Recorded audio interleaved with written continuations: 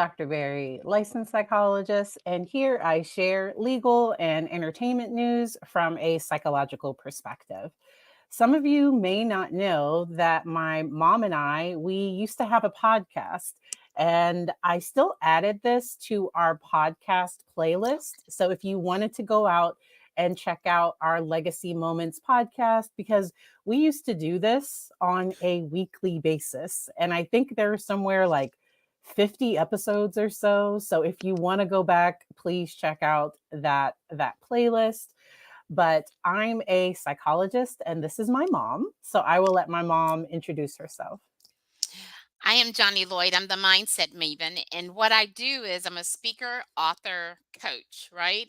And so what I do is help people bridge the gap between what they do and what they know because it's a huge gap in so many cases. So I help them from a neurological perspective. I am a neural change practitioner and a neural health practitioner, as well But as a bunch of other stuff.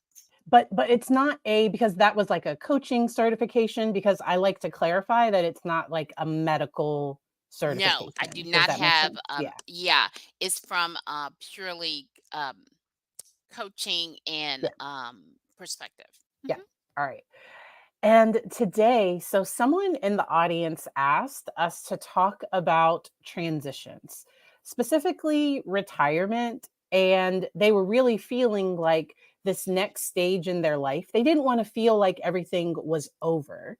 And we've done past episodes talking about the grief that can come up with transitions and change. But I thought you were the perfect person to talk with about this because with your transition to retirement, you've talked about retiring to purpose. Can you talk with me about that? Yes, and the key with that is even when I left the position that I was in, it was the best position I ever had and all of that. Retirement to purpose just leads me to this next, legacy of my life. So instead of most people do RIP, and I said rest retirement in place. And so they leave their lives right there. But then you have people like the person who asked the question who says there's got to be more. So where I did is I went from success to significance, Hmm. to live and leave a legacy. Legacy is not just about money. Legacy happens in every area of our lives. It's just a matter of what you desire to leave and how you intend to live and leave a legacy. And the thing that I like that you've done is that you are now able to put your time into the things that are important. So, something that you did for us, which was incredibly helpful for us, is right as you retired, was when I had our first child, and you were our daycare for those first 18 months. And you did a great job of setting a boundary of like, hey, he's moving around more. I can't be as productive. There are some things that I want to do, and you were like, you need to find a daycare for him. And I appreciated you setting that boundary. Our agreement was 2 years. I know. I was like, I know. There are some misconceptions There's a about what story behind this, y'all. This is a real story behind this. Go ahead. she told me 2 years. So I am my mom's only child, and my husband is his parents' only child as well. And I had him. I was 34, about to turn 35. I think you were content with like whether you would get grandkids or not. I know y'all both wanted them, but there might have been some not there might have been some creative asking and planning on my part to get you to agree to those 2 years. But with setting that boundary, it was so that you could then do some things that you had your eye on. And because some people with retirement, some people can get depressed, can get sad, there can be some grief. A lot of times we find our purpose in what we do. And in what when we do that, we no longer have that job, there can be this crisis of identity, of who am I without this job? I will tell you all, when I graduated with my doctorate, I was unemployed for about for wow, from May to August, I believe, or May to September. I was an unemployed doctor. It was right at the market crash of 2009. Because of my internship, there were certain requirements that my job so I had to work in like a public health setting or a community-based program. And there was some identity of like I'm technically, I'm working towards licensure, but I have this title of doctor now, but I don't have like a role. And so that can often cause some problems. Go ahead. This is what I love. Number one, I love the title because the title is transition. And so when you brought up grief, which is so important, when we transcend, we're transcending, we're going to another level. That doesn't mean up, out. It doesn't mean that. It means that you're shifting from what you know to typically an unknown space, something that you don't have as much control, as much power on. So when you transition, it is a place that you can have grief. I love what you said about the fact that you are an unemployed doctor. People like, What? yeah, it's true. And this is what Patrice did to me. So I'm gonna deal with it for just a moment. I didn't retire to take care of Yeah. my grandson. I just want to make that clear. That was not what I was doing. However, sometimes when you come in a retirement mode, for me, because I was going, I was like the ever ready bunny, except that I was ever ready, always moving, always shifting, always learning, all of that, right? So when I went to thought about retirement, it had to be for something. So it was to purpose. Now I had no idea that part of my purpose was to take care of my grandson. If somebody had have told me that in advance, I'll say, nope, I was making the most money I ever made Yeah. doing the easy stuff I never do. I'm not taking care of him. Thank you for the opportunity. However, sometimes when you shift and you transition, it can be painful. It can be, you will see grief and other emotions come up. However, you keep on moving forward because when you look back, you say, okay, I get it. During that 18 months, and Patrice alluded to it, is that I said, wait a minute, I'm not getting as much done as I thought. But I slowed down. Yeah. I learned to breathe. I learned that I had this other person depending on me, this little person, and she's I okay, so y'all, I'm just gonna pause to just say I had to send her and her Proof of husband life. Proof of proof life. of, this is how bad I am, to send proof of life every day. On You hear me? demand whenever I Proof wanted it. proof of life. Does that tell you anything? So my thing is not that I was irresponsible. I'm an No. amazing grandmother. I'm an Yeah. amazing mother. However, my goals, everything were connected to my job and Yes. what I did, how I performed, what the results I got. And I had to face those things and say, okay, now what? So in that time period, I did a book, I did some Oh, other things. However, I had to find my place that I could feel calm and enjoy this next step in my life. Okay, go ahead, Patrice. I saw you raise. no, because the thing I was gonna say is that proof of life, it wasn't because you weren't a phenomenal mom, Gigi, it was more my anxiety. So last night we did an episode talking about severe anxiety, I and I saw part talked of that. about having like a panic attack as I was signing my kid up for school because I was losing control. And Right. so it was just it was about control. And I like the way the lady said it. She said, when people give you all these different ideas of what to do, it's because they've never had a panic attack. They don't know what Yeah, that means, right? yeah, yeah. So you can do things to help regulate mental clarity, all of those things. However, I want anybody who's going through a transition to sit for a moment with the emotions. I'm not saying stay there, but to understand that the emotions are real that you're feeling. And then the question is for me is now what? Now what? And it's not how. Notice I didn't say how. I said now what?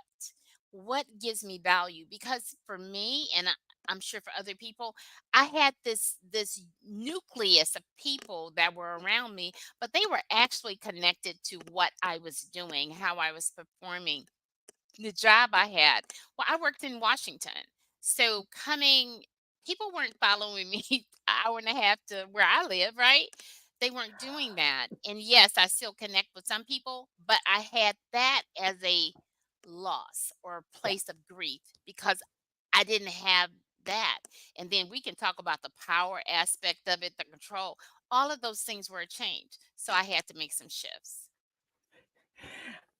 And so with the losing certain, because sometimes when you retire, you realize who was really just a work friend, because sometimes our relationships are based on proximity.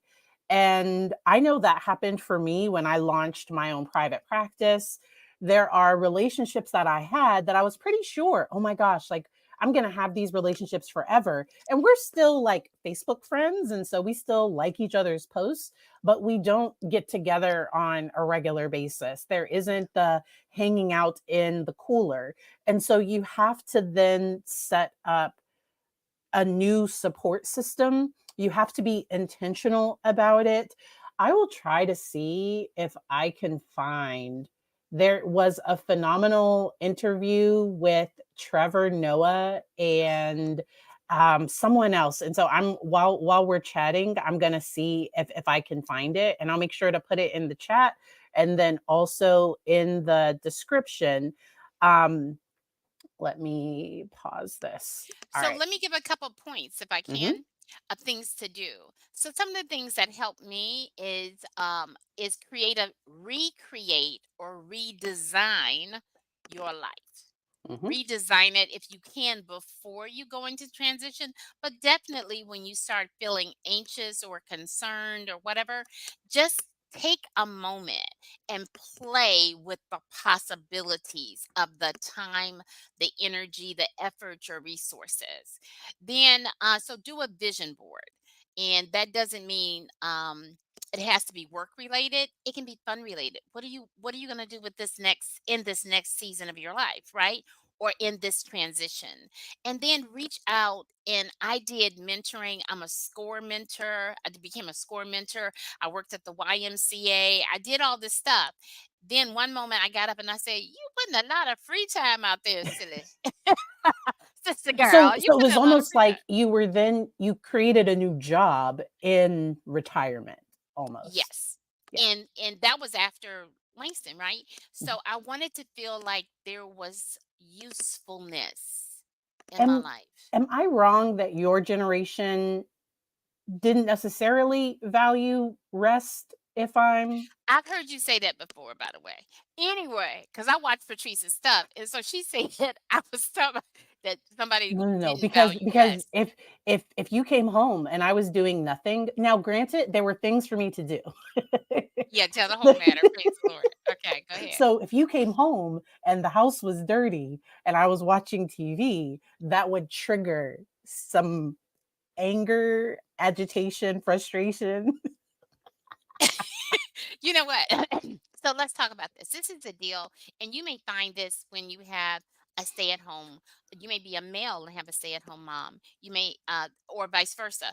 However, you're working your life out. You may think now that you're in retirement, you have to produce. My So I'm gonna answer her question. I was raised by parents, especially my mom, that was profitable, productive, and she loved people.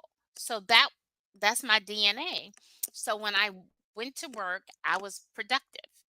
When I was staying at the house and watching Langston, watching my grandson, I was like, this is not productive. But you were doing the thing though. And yeah, But I had to change my mindset yeah. to what is productive. Right now, I know that resting is productive. Me playing with crafts is productive. And when I say productive, I'm not saying what you get at the end of it. Yeah. I'm saying it's a time for my mind to rest. It's a time for me to just enjoy, to make me part of my I'm gonna say, I don't want to say to-do list, but make me part of a priority moving forward. And it's okay not to have my laptop or read a book or do all those things. However, for people who are similar to me, Mhm. that their brain is on a high frequency, I'm gonna call it frequency. I do things to help settle my brain because my brain is always thinking. I'm always thinking. So I settle it. And so I learn to do things to help calm my brain and my thought process so that I can transform my life, right? So now it's a little different. I'm no longer a score mentor, not because I don't have the capacity or capability. It's because I made a decision that there's other things that I want to do. So in transition, know that there's still movement and you continue to move in transition regardless. Let's look at a parent. Now she's the family has an empty nest, right? They need to transition. There's stuff they need to do, right? And I have a person right now that I work with, and they're really going through because they don't want to. This is they'll be an empty nester, and they're saying, "Well, what? How? Why do I come home? But I You come think home for you." sometimes, especially as even a parent, your Hmm. identity can get caught up in being in those roles that you play. And I really do think it's important that we find identity in who we are and that we make sure as I'm investing in my kids and all of that, that I'm still doing things for myself as Right. well. And Right. so uh I wanted go ahead. The one thing, Mhm. there's 3 major questions. I'm only Yes. gonna address 1. One major question that you ask yourself, even at this point, not in retirement, not officially in transition, is who am I? Mm. Who am I without the position? Who am I without whatever? Without, let's say I'm in a meaningful relationship. Who am I? Yeah. Who are you? Right? And the more we define or understand or love us, the better we are as we move forward. And I think it's okay that these things add to us, but it Oh, shouldn't be yeah. all of me. Does that make sense? So I know Right. being a mom, things changed, but then also there's nothing wrong with people that don't have kids. You know, like I love the aunties and uncles that can spoil my kiddo because they have excess time and Cash. resources. Right. Right. I don't mind. Right. And because I think sometimes people put their identity in, oh, if I'm not in a relationship, if I'm not, if I'm not making at least this much a year. Now it's different if I need to make enough to thrive, to survive, thrive, all of Right. those things, but making sure that I know I have worth and value outside of those things. I know there are Right. people listening that struggle with chronic illness, and I've worked with people that have had to accept on certain days they're going to have different limitations. Like some days they might, be able to clean for an hour, and there might be another day that's a high pain day and they might not be able to do as much and produce as much. And I think we still have value even when we can't do the things. Now doing the That's things feels wonderful. good. Okay? Like it feels good to I'm a big checklist person. I like I like getting things done. I like accomplishing things, but being able to and Sarah, I see you. You don't need to start fake crying for attention. Uh, I, being I able saw that too. I'm about to start crying. I, I love it, Sarah. I can't believe you. I love it. Okay, but go ahead. but being able to realize, because sometimes when you retire it really can, or like when you change a job, or when you send a kid off to school for the first time, or they transition to middle school, or because recently a local middle school wants me to talk with the parents And the big thing that happens in middle school is it's normal for the kids to start disconnecting from the parents and trying to connect with friends.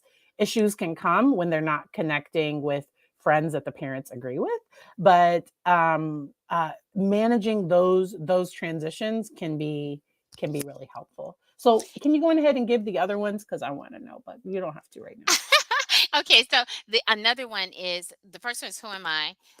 Why am I here? Mm, Is the other purpose. one. So a right purpose, and that's the key. Remember, I said I retired to purpose. Somebody said, "Oh, you why are you retiring?" Because I didn't need to retire, right? And I loved my job. They said, "Why?" However, I found a greater purpose. I caught Mm, so purpose. Retired to purpose. So why am I here? What who am I? Why am I here? And the third one is an element of loving yourself and loving others. mm, So when I say that, I'm not saying there's several different kinds of love, right? So the real one is when do I see me? Do I see me? Not do other people see me? Because that's an outward thing, right? There's so many times we do things that are outward. yeah. We do outward seeing, but do we do inward feeding? Hmm. I'm gonna say it again. We do outward seeing. We show up for other people. Do we do inward feeding? Do we feed ourselves? And that is so critical. And that is the other question. How am I feeding my am I on my list? I was never on my list. Patrice is right. I'm telling you, I would come home and it's like, but part of it was I'm working hard. She lived this life. And I'm thinking, are you gonna sit around chilling? You need to. And so when she would say, I'm gonna be a hairstylist, I never knocked what she said she wanted to do. However, I always looked at her and said, "Do you like the way you live? Do you like?" And she said, "Yeah, like yeah." I said, "You might want to be the owner of the beauty shop." You know what I'm saying? So encourage ourselves and others to be who they desire to be in the moment and give us, ourselves and others, the ability, the flexibility, the room, runway, like a plane, runway to lift.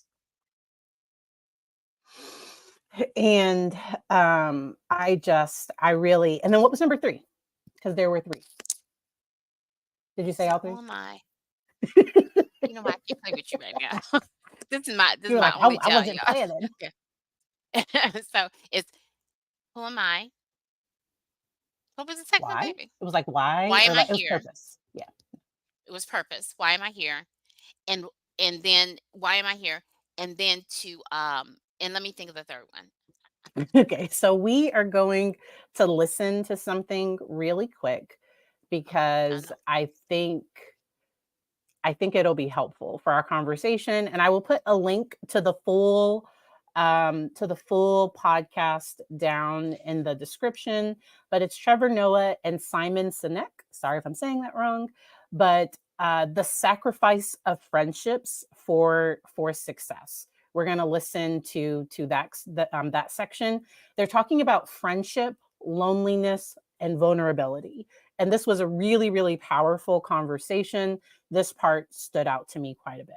Friend of mine Okay, so let me just make sure. Okay, we're good. All right, let's listen to this. actually said to me on a trip recently, she said, in successful spaces, oftentimes people will use the word sacrifice. We heard many people, we heard Martin, we heard so many people up on the stage saying sacrifice, sacrifice, sacrifice, sacrifice. And she said one of the most powerful things ever to me. She said, when we say we've sacrificed something for our career, we shouldn't be afraid to put a name to who that sacrifice was, because oftentimes it was the people in our lives that we call friends. Yeah. And I wanted to know, have you been thinking about that? Like, what is the balance? What is the confluence? Like, how do you think of friendship and then the sacrifice that brings you here to sit with people where you may make new friends or not? Well, I think definitely for me, and I can't speak for anybody else, but definitely for me, I think the sacrifice was lopsided. And I think, especially for high performers who who I think later on in life, you start to realize that that network of friends sometimes isn't there because you've sacrificed. You know, the number of us who have canceled on friends because a meeting comes up, Yeah. because they'll understand, Yeah. right? And yet the reverse is very rarely true, that we'll say to somebody for a meeting, can we meet on Friday instead of Thursday? Because in my calendar, we wouldn't say it, but in my calendar is a friend. And definitely for me, the times where I have tripped, slipped, fell, hit rock bottom, felt alone, any of those spaces, my work wasn't going to rescue me. And it was by the grace of some higher power that there was always a friend who saw it and recognized it in me, who picked me up. And so I realized that we talk about investing, we talk about you know, and this is a different kind of investment. You and I were talking about it the other day, you know, which is people are moving to, in the United States, you know, people are moving from California and New York to Texas and Florida to avoid paying taxes because they want to save time. And yet, where else? I want it to be the reverse. Like, I want to, like, I'm not worried about like saving the money, you know, to be in a place I don't want to live. Right. I want to live with the people I love, and if it costs more, and by the way, by cost, I mean that maybe I won't achieve that thing, or maybe I'll miss that deadline, or maybe I'll miss that quarter. You know, it's a different kind of sacrifice. We think of sacrifice as always against people, but I can make a sacrifice for my career, for my friends, and it's about striking that right balance. Because your friends will be there for you, your work won't. Yeah, you see, I love that line. Your friends will be there for you, your work won't. I was talking to a friend about this conversation, and my friend was like, what do you love about Simon so much? And I said, what I love about Simon is this, is I feel like you're a truffle pig of like ideas that will shape the world. And what I mean by that is, what I mean by that is like, so I'm French. Yeah, whatever you choose to take from it, take from it. What I choose to say by saying that is, thank you. I love seeing what you're sniffing around in because I believe it's connected to something far greater. Yeah. You know what I mean? It's not the truffle, but it's the meal that is now going to influence and the restaurant that it's now going to shape. You have that brain.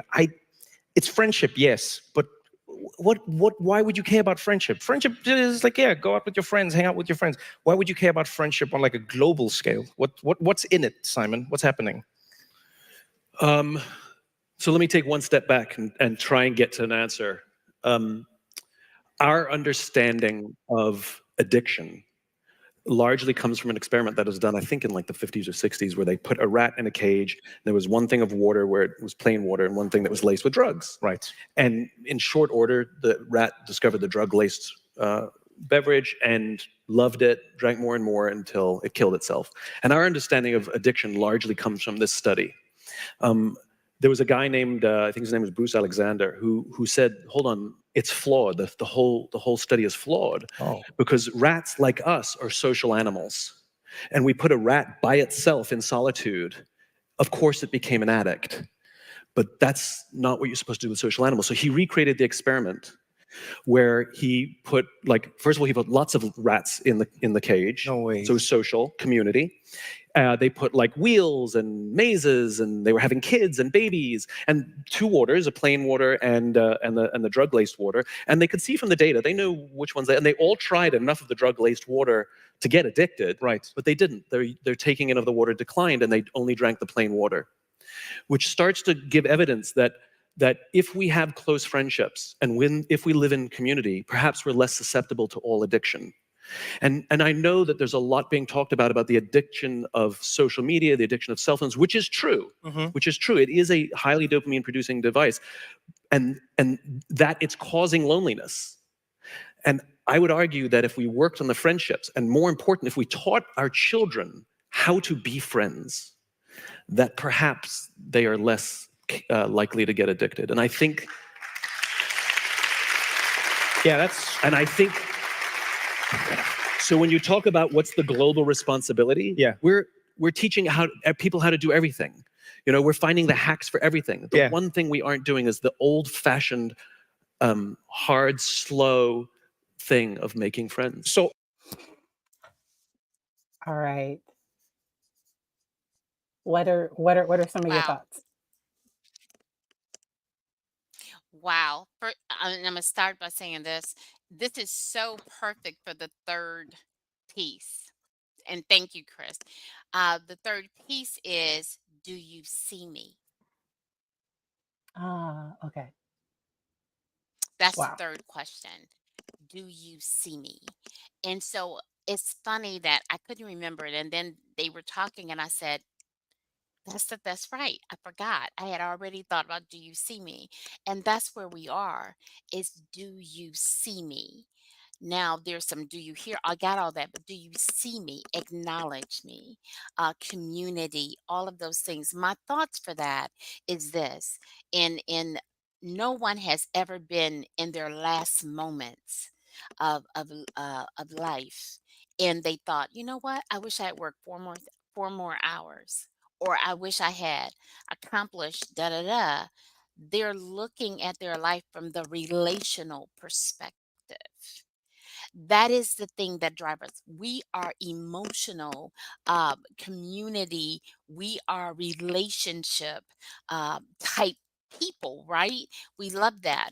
And at the same time, we have to remember that there is AI, artificial intelligence, right? However, when I do some training, I do AI at the next level. And people say, what does that mean? It's it's authentic interactions. Authentic interactions is what we all crave. And We want, I wanna yeah, highlight something because Sarah said women are relationship based, but men actually are too. men are too. And there is an epidemic of loneliness in like adolescent boys because boys tend to have close friendships in elementary school, and then in middle school to have close friends, sometimes people can get like to hug a friend, or like sometimes there can be teasing that happens, and boys, and even into high school, they also have that need for friendship. But sometimes there can be this play that like masculinity means being the lone wolf, not needing anyone, and that is false. Research has shown us that when boys have healthy relationships, healthy connections, it can be a protective factor for things like depression and anxiety and all of those things. I think we raise men and boys sometimes to be more material based, like you're saying, Sarah. But I think at their core, because that's where it's who I am and who I portray myself to be. And deep down, when they sit down with a researcher, they talk about wanting relationships, wanting those things, but not wanting to be rejected by their peers, or not wanting some of that negativity. And it is the belonging. It is the provider, Yeah. especially men in our area, because I'm a boomer, and they were taught the way you show your power, the way you show your family your love, the way you exert all of those things is by what they have. Mhm. Not, and so a lot of people, not just men, but especially men, will go out and they'll work, and then they'll come home one day and nobody's there, and they're saying, what happened? I mean, I gave you the house, I gave you all the stuff, but they were looking for the other side. So we teach young women to be very maternal and to have these emotional and embrace all of that. But when boys do that, people have in the past had the tendency to say, suck it up, be a Yeah. man, and like men didn't have emotions, and that is not correct. Yeah. And so it's how they um and then when they come out with, I'm gonna call it negative emotions, Mhm. where it's physical, it's things like that, then that's the way they're showing up. It's because they had pent up. And this is not the answer. Y'all know I don't have no side D. Yeah. So this is not the complete answer. Patrice will explain really. So I'm saying there's some pent up feelings. But however, now there's some pent up feelings in all of us because we believe that, or we've seen that, especially younger people, they believe people on social media are their friends. That's not the people that we call friends. And that's not the people that Simon Sinek and they're talking about as friends. They're talking about people who are authentically in a relationship where you've built them and you know them, and they know you. We match, and we didn't even do it on purpose. Oh We my both have gosh, on I red didn't and blue. even notice that. I didn't even notice that until right now. Somebody, thank you, Shell. Like I didn't, and I we didn't do this. even notice We it. do this on accident.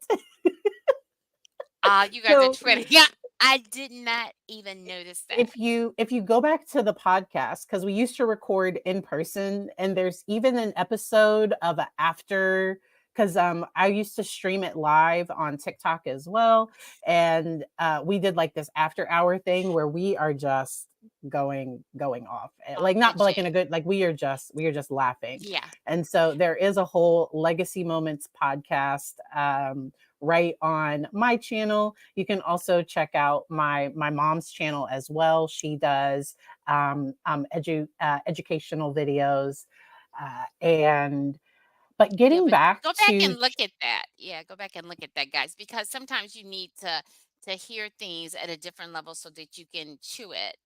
Mhm, Very, it's easier, and so we have fun. We have this, and dynamic. again, didn't even notice we have the same color on. However, that is the thing about relationship. There is a connection at a different level. It's not just surface. Go ahead, Patrice. No. I'm Patrice, easily Patrice. distractible. Oh, Probably get got the the glasses. AD. It's a wrap. Uh-oh.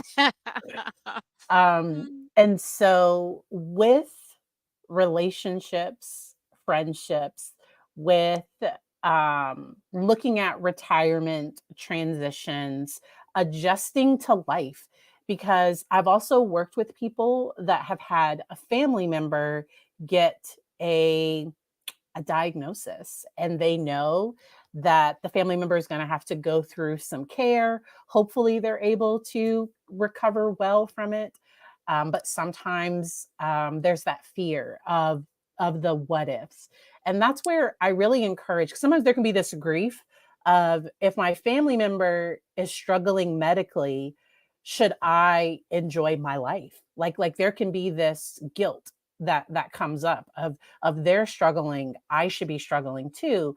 And I think there's a way where I can still internally, you know, have concerns for them, but that my life doesn't have to stop. Because if that family member is healthy, because they only want your life to stop if they're a narcissist, and that's a whole other like that's a whole other video.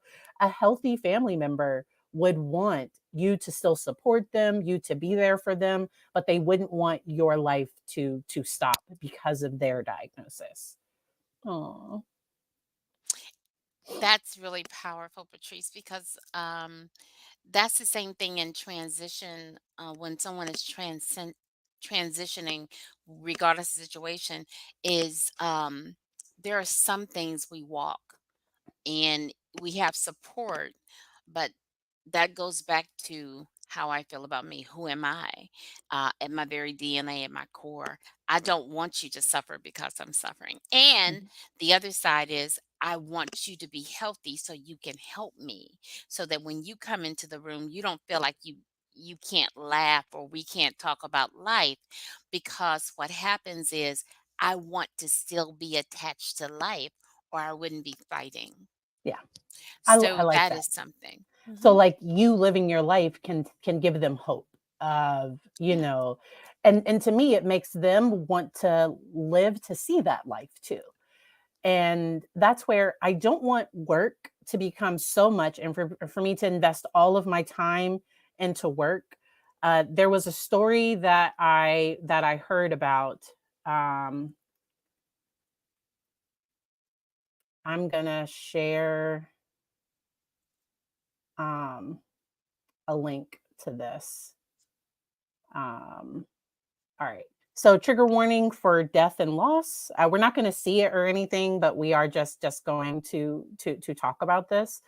A woman in Arizona worked at Wells Fargo, 60 years old, and she went to work Friday morning, and then was found deceased. It's my understanding, I believe, on that Monday, and she likely died at her desk sometime on Friday. She had a medical emergency, and nobody knew. It was a very quiet office building where there really weren't that many people that were on, or there really weren't people on that floor, so nobody noticed until that other day.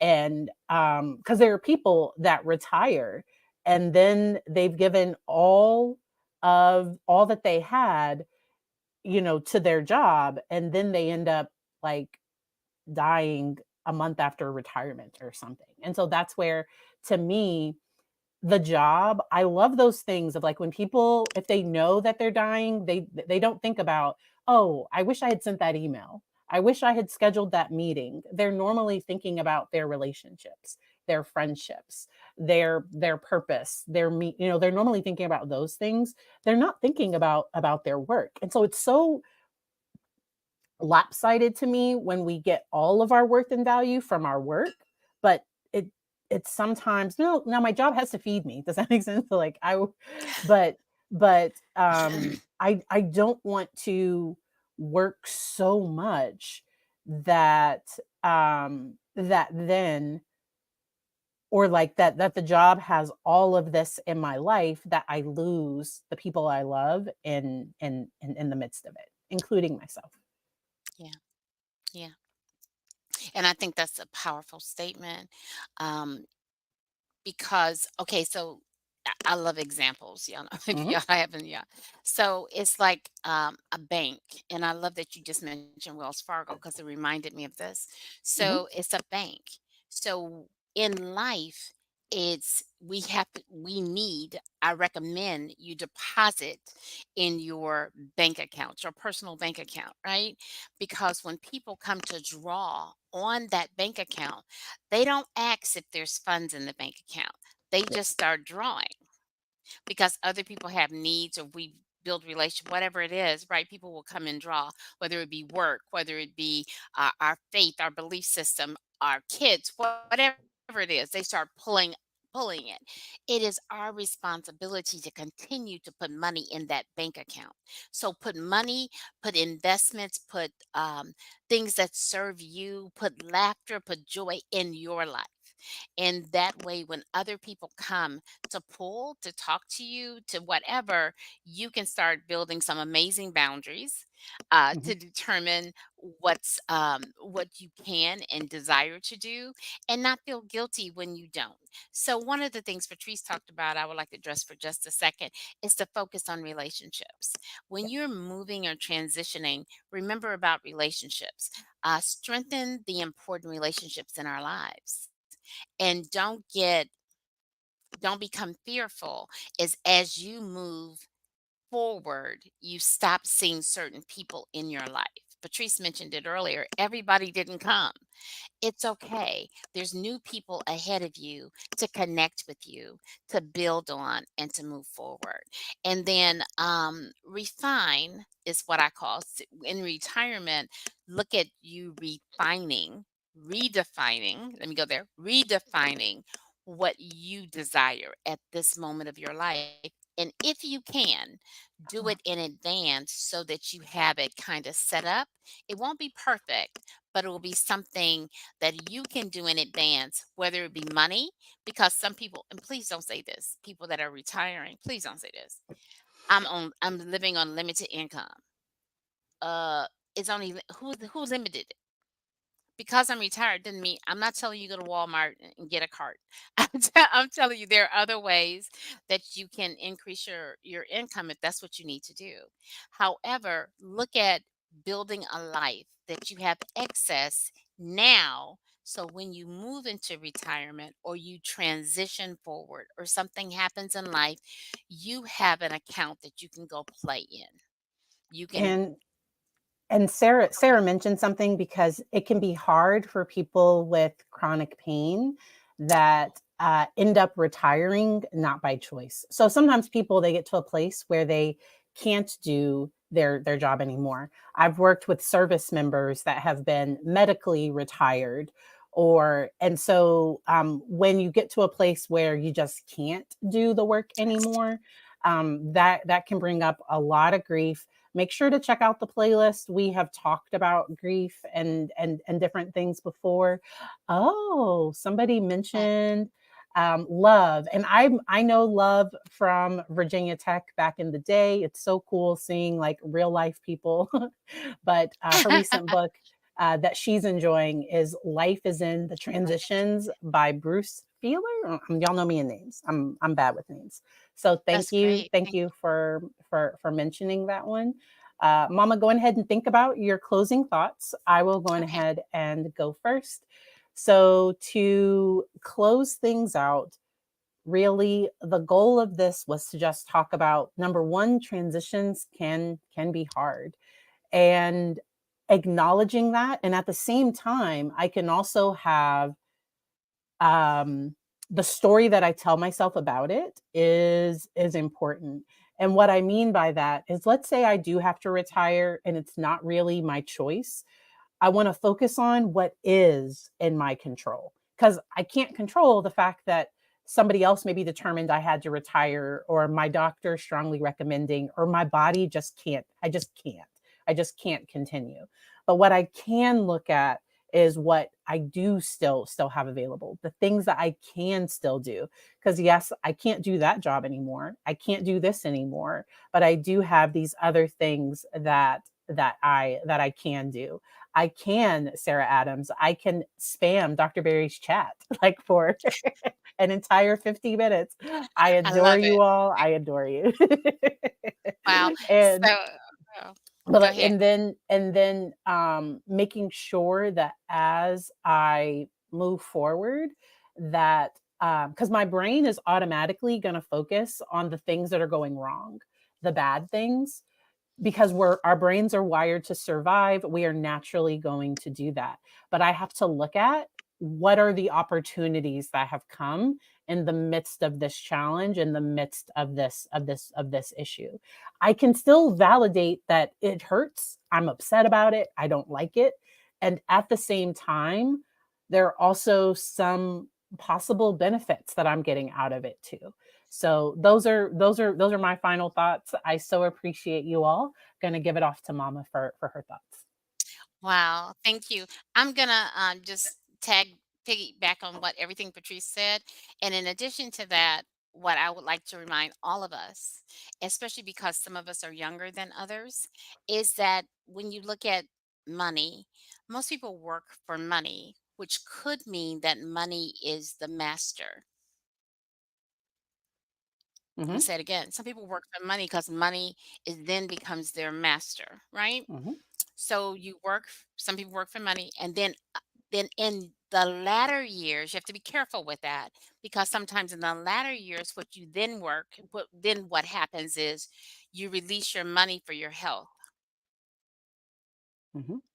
So you work for money, you got the money now, you're retired or whatever happens. Now you need to take those resources to gain back your health. So, what I would like you to look at, even in this moment, regardless of where you are, age, stage of life, regardless, is to look at what what is a healthier version of you, Hmm. mentally, emotionally, financially, spiritually, whatever. What is a healthier version of you? Don't look at all of them on the same day, because that could be overwhelming. Take one and deal with that one and just kind of play out that. And then the other thing is I would like you to consider is to stay in a place of gratitude. Hmm. So whether that's gratitude journal gratitude every day, to be thankful, because we can always find someone that's doing a little bit different than we are. However, being in that place of gratitude will build strength in every area of life and cause endorphins um, to pop in and encourage you to move forward. That's what I would say. I love that. Thank you. And Uh, we got a great question, and I will Okay. let us. So we're gonna just take a few minutes to answer this one. And I put a link to a previous episode in the description, and I also put it in the chat. But what's the best way to stay balanced? Okay. So sometimes you might have intentional unbalance. And what I mean by that is, so at some point, I'm going to finish my second book. It's probably not going to be by the end of the year. It's probably not going to be, but it's definitely going to be before the end of May, maybe June. I'm gonna do it. But whenever I get down to the final like month or so or 2 weeks, I'm gonna be very not balanced because I'm gonna warn my husband. I'm gonna warn my kid because I'm gonna like lock myself in my office and just disappear and get a whole bunch of stuff done. I might, not be able to do, YouTube videos for those few weeks. Like I'm gonna have to focus on getting that done. So I might have a period of time that's intentionally not balanced because I have the thing. I remember when my mom, so this time of year is closing for the government. She was a financial, I know, like she was a financial a financial analyst for the Um, military, or it what doesn't do matter. you call it? Okay, but It she doesn't matter. managed Yeah. billion-dollar budgets, and the end of September was always she's going to be working like 15, 20 hour, like ridiculous days because they have to get it done. And she would normally take some vacation, or she would leave work early, or she would intentionally try to rest after that period of time. So our life is never going to be perfectly balanced because our kids don't look at our schedule and say, "Oh, it looks like you're free on Thursday. I'm going to get sick that day." Your kid is going to get sick at the worst possible time. And now I have to I have to figure out what to do, how to do it. And so I don't think perfect balance is possible, but I listen to my body, and when I get a crick in my neck, I know I'm doing too much. When I I have my signs, and you probably have your signs of when things aren't balanced. My family also gives me feedback too of you're on your phone too much, or you're disconnected. Like my family will give me feedback too. What did you want to say about this one? I love what she said about intentionally, I'm going to say imbalance. Hmm. So I may take a moment to do that, but you asked a question that I really want us to just chime in on briefly. Yes. Is One. a part about the weekly. Should I look at it weekly? Yeah. I'm going to say that, and just reiterate what Patrice said. I don't think you can wait till weekly. Life is not like that. Life be lifing is what I call it. Life be lifing. So it's like, what do you? I plan my day the day before. Yeah. Then I give myself three main things I want to accomplish. Then I give myself the freedom to handle and manage what's happening in the now. We can be so future focused that we don't embrace the nowness of life. So enjoy the nowness. When our child comes up to us and they want us to look at something, take a moment and look at it, right? Because they'll remember that. So do the things for the nowness of life Mm, and do that. So and realize this. The last, yeah, give yourself grace, Sarah. I That's love that. exactly. And then the other thing, because we give grace to others, but we don't give grace to ourselves. So the other thing that she addressed is, remember when everybody talks about let's be balanced, let's be balanced. That's a lie. It's a lie. It's a Listen to me. It's a unless lie. unless they have a Balance staff. is a lie. Unless I think some people saying it have somebody cleaning their house. They No, it's have still a help. lie. It's a lie. There is nobody anywhere that's balanced. Let me Perfect. tell you why. In Yeah. the next second, when something happens that you did not control, Expect. that you did not know was going to happen, you are going straight. Your car is full, everything is going well, and somebody cuts you off. I'm sorry, something just happened. So we're not. So give yourself the grace to understand that intentional imbalance Mhm. is what you can drive for. Yeah. Intentional. That Yeah. doesn't mean you just let your life go away, but look at intentionality and do that. I Okay. love that. Please make sure that you let us know what topics you would like for us to cover in the future. My email is info at drpatriceberry.com. I'm pretty sure in YouTube, if you click email me or something, it will come directly to my email. And I truly, truly thank you all for being here. My mom is phenomenal. She is my one of my best friends, and we've talked about our relationship and how we kind of got to this point. And our relationship continues to change and adjust as we grow, as we learn, as we move forward, and as life happens, because life be lifing. And so I am just so thankful for you all. I hope you all enjoy the rest of your day. Bye.